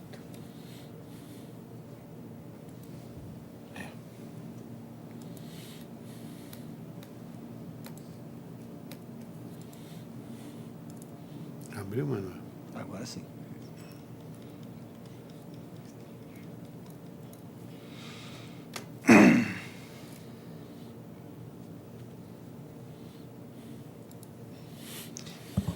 Senhor presidente, eu conheço dos recursos no mérito do provimento parcial ao recurso do reclamante para determinar que a atualização do débito seja realizada aplicando o PCAE a partir de 25/3/2015, nos termos da fundamentação. Provimento parcial ao recurso das reclamadas para excluir da condenação a integração da ajuda à alimentação ao salário. Mantém o valor da condenação ainda compatível. Doutor, com a palavra pelo tempo regimental. Diante da proposta de voto do eminente relator, eu gostaria de aguardar eventual divergência. Pois não, eu sou o segundo votante, estou inteiramente de acordo. Doutor Paulo Maurício. Doutor Vicente. De acordo. Dessa forma, então, fica julgado o processo por unanimidade, de acordo com o voto de Sua Excelência o desembargador relator. Muito obrigado, Obrigado, boa doutor. tarde. Uma boa tarde. Processo número 24 da pauta. Só um minutinho aqui. É o 10.930-12/2018. Recorrente Itaú Unibanco S.A. e Fundação Saúde Itaú, Lenir de Oliveira Berbering Fonseca. Está escrito para sustentação oral o advogado Davidson Malaco pelos reclamados. Boa tarde, doutor Malaco. Boa tarde, tudo bem? Boa tarde. Doutor Manuel, quando tiver condições para a leitura da conclusão do voto. Ainda não abriu. Senhor presidente, eu conheço os recursos. No mérito do provimento parcial ao recurso da reclamada para condenar o reclamante a pagamento de honorário advocatício no percentual de 5% sobre o valor do pedido julgado improcedente. Em relação ao recurso da autora, nego o provimento. Doutor, com a palavra pelo tempo regimental. Senhor presidente, doutor Oswaldo Tadeu, doutor Paulo Maurício, doutor Manuel Barbosa, professor doutor Vicente Paulo Maciel, ilustre representante do Ministério Público, senhoras secretárias, colegas aqui presentes. Senhor presidente, o tema, né, evidentemente, já é de conhecimento dessa casa, mas eu fiz questão de vir aqui fazer a sustentação oral, porque, até pelos precedentes também dessa turma, inclusive com relatoria também do doutor Manuel, né, em alguns casos anteriores. Mas, vejam, né, a sustentação oral diz respeito à manutenção do plano de saúde na categoria de grupo familiar, no qual a reclamante, seu esposo e filha fazem parte de uma categoria especial apartamento, um plano de alto valor, de alta qualidade, inclusive. Dentro dessa perspectiva, a inicial, e aí faço aqui sempre essa conformação, né, o que está sendo pedido na inicial? O fundamento da inicial é que, após o desligamento da autora, houve uma elevação significativa da mensalidade, que agora arcada por ela integralmente, conforme os próprios ditames da Lei 9.656 de 98. A tese sustentada pela autora é que, e aí esse é o pedido, inclusive, ventilado na inicial, é que o banco deveria, portanto, arcar com a parcela de custeio do empregado e do empregado. Ela deveria arcar com a parcela de custeio do empregado e do empregador de forma indeterminada, mesmo após a sua aposentadoria e o seu desligamento a posteriori, limitando esses valores ao percentual, portanto, que determinava a cota de cada um dos integrantes da relação de emprego. Ele até faz, excelências, ela até traz essa informação inicial, que seria R$ 183 cota parte do empregado e R$ 183 cota parte do empregador. E aí, fazendo aqui a leitura dos pedidos, se percebe que portanto, ela quer a manutenção do plano nas mesmas condições contratuais como se ativo fosse, mas limitando esse valor a R$ 366,50. Pedido esse que foi deferido, inclusive, pelo magistrado de piso. E mais, excelências, também dentro da exordial, houve o pedido de ressarcimento dos valores que eram pagos por boleto, através, então, da assunção dela dos valores integrais do plano. Mas por que é importante fazermos essa distinção? E aí eu gostaria até, porque já aprendi muito com o doutor Manuel nas audiências e também nas sustentações orais, e até pelo exercício do magistério de ensino superior, para a gente poder ser bem didático, para a gente entender o que seria a visualização dos autos, o que se queria, portanto, o que se quer na visualização dos autos. O custeio feito, então, pela empresa e pela reclamante era de R$ 183.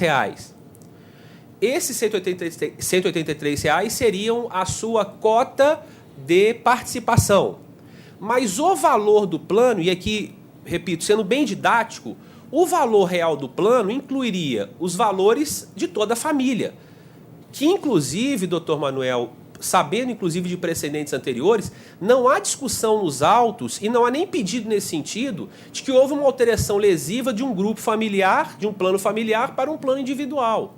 O que quer simplesmente a reclamante é a manutenção desses valores limitados a R$ 336 por prazo indeterminado, claro, ressalvados as próprias atualizações das próprias agências, autorização das agências, mas limitado a esses valores seriam a cota parte de cada um. Veja, se nós fizéssemos aqui um exercício apenas exemplificativo, como é que funciona, então, o repasse à Fundação Itaú? Então, cada um com sua cota parte, R$ 183, o plano familiar custa, vamos aqui fazer apenas a título exemplificativo, R$ 1.000, então o Itaú repassa à Fundação não só a cota de custeio do autor, a cota de custeio dela e o valor da mensalidade do grupo. Isto, portanto, quer significar o valor integral que deveria ser custeado por ela. Vejam que nós estamos falando, excelências, de um plano de categoria especial apartamento, de reclamante, o seu esposo com cerca de 54 anos e filha dependente de 24 anos, e esse valor, dentro da perspectiva que foi trazida, inclusive na inicial, remonta ao valor de R$ 1.700.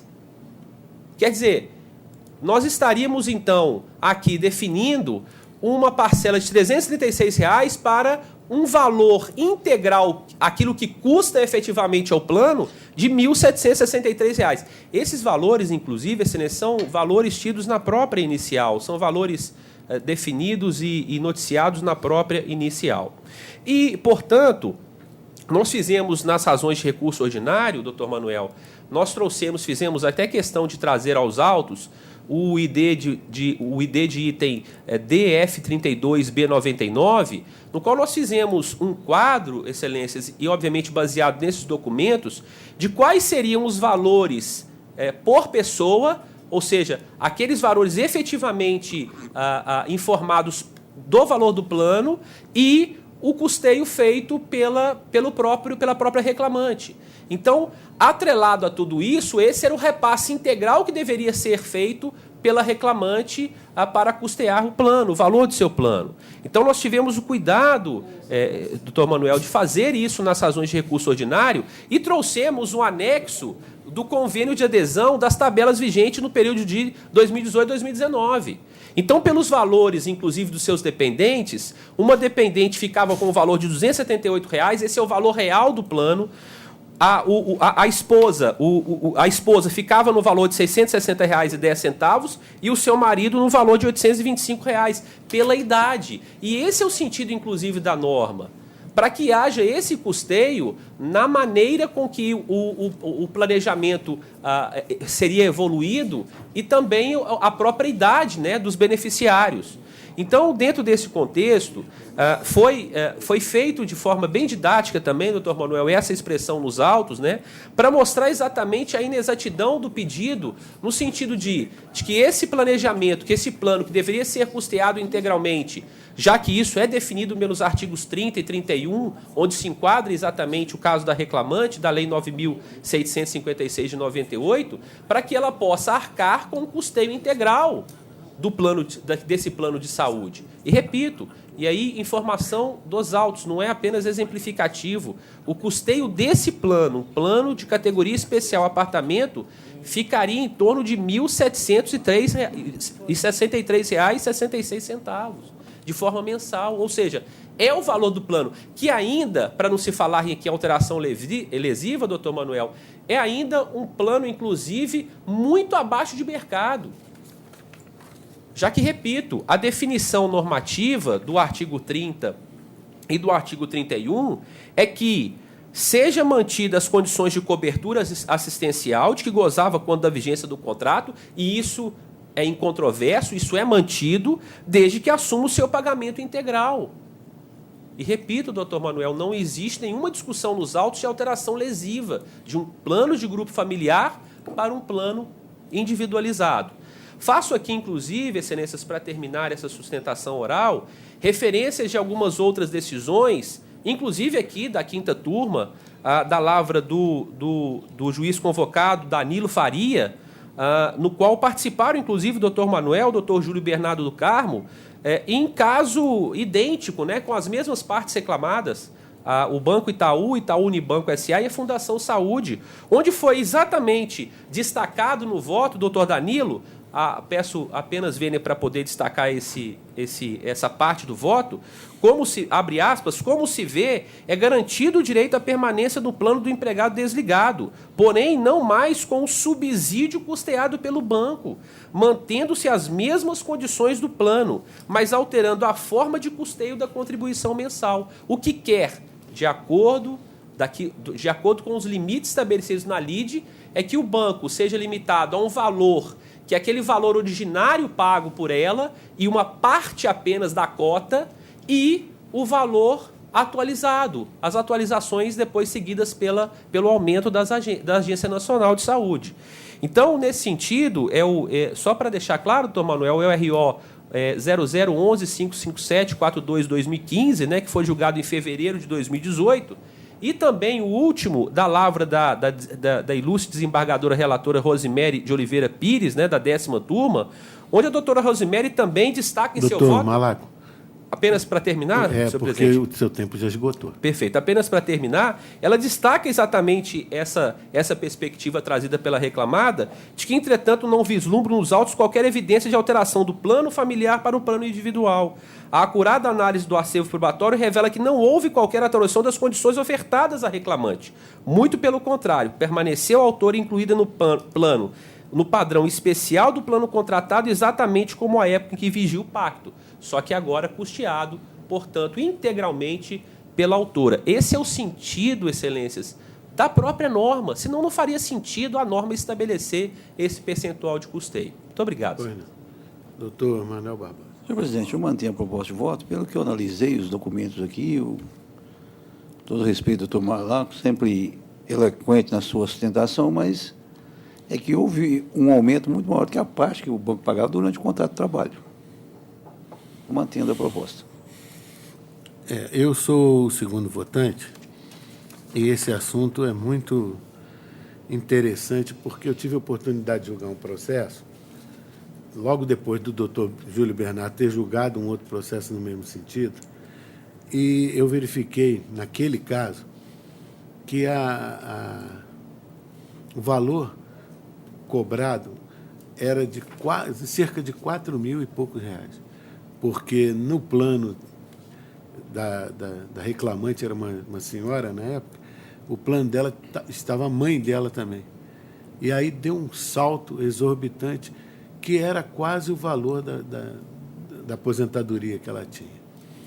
E aí me sensibilizou muito, porque exatamente no momento em que mais se precisa do plano de saúde, o plano de saúde iria se tornar inviável por causa de uma alteração contratual. que me pareceu, na época, e continua me parecendo, como absurda, como indevida, porque a norma contratual é clara em dizer que a reclamada permanecerá com o custeio do plano. Ora, se o custeio do plano, e ainda me lembro bem, na época que ela era empregada, ficava em torno de R$700, e passar para 4.000 e tantos. Quer dizer, é uma alteração que inviabiliza totalmente o plano de saúde.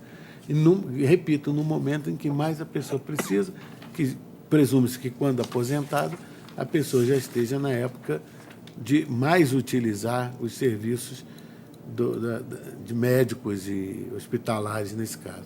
E o pior ainda, que ainda tinha a mãe dela, que era agregada ao plano dela, que deu um salto realmente exorbitante. Me saltou aos olhos isso, que na época era assim, um valor absurdo que passou a ser cobrado dela. Então, dessa forma, ainda considerando, porque agora pode ser que o plano seja viável. Vossa Excelência falou com muita propriedade. É uma pessoa de 54 anos, é uma pessoa relativamente nova, a filha tem 20 e poucos anos, quer dizer, é uma coisa ainda razoável. Agora, e quando ela ficar mais velha? Como é que vai ser? Ela vai ficar privada do plano de saúde? Porque a tendência, nós temos visto aí, é a aposentadoria encolher e o plano de saúde aumentar de uma forma inversamente proporcional, vai ficar inviável realmente. Então, eu estou inteiramente de acordo com o voto de Sua Excelência, desembargador relator, doutor Vicente de Paula Maciel. Eu cumprimento a brilhante sustentação do atleticano, doutor Davidson Malaco. Exatamente. Aqui tem um filho cruzeirense que joga no Cruzeiro, curiosamente.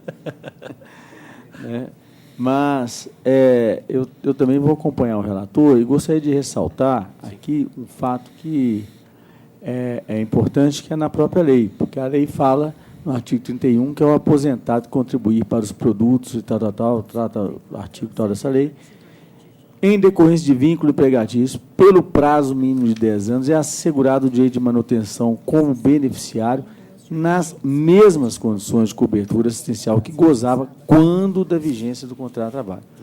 E o que se vê aqui é uma duplicidade de tabelas em momentos diversos.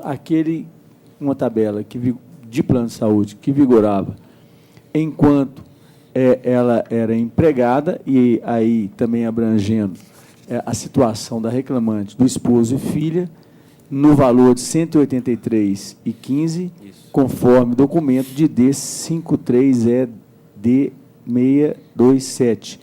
E, posteriormente, aplica-se, após a aposentadoria, uma outra tabela, e o valor ele sobe para R$ 1.763,66, muito superior ao que correspondia e não representa a mesma condição que vigorava antes. Então, eu acho que aí não se aplicou a lei, por isso eu acompanho integralmente o voto. Dessa forma, então, fica julgado o processo por unanimidade, de acordo com o voto de Sua Excelência, desembargador relator. Muito obrigado, boa tarde a todos. Obrigado, doutor. Prazer em revê-lo.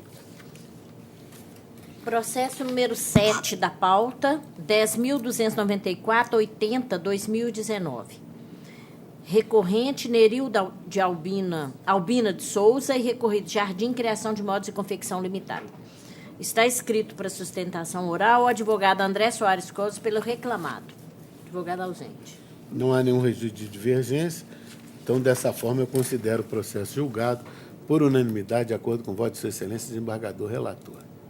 Próximo processo, 33 da pauta, 11.648/02/2017. Recorrente Associação de Pessoal da Caixa Econômica Federal e recorrido Caixa Econômica Federal. Está escrito para sustentação oral o advogado Luciano Paiva Nogueira pela reclamada.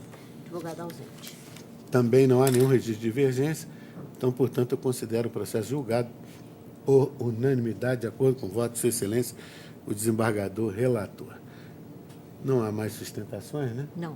Então, vamos continuar nessa sala para examinar os processos que têm divergência ou anotação. No número 1, é uma anotação do doutor Vicente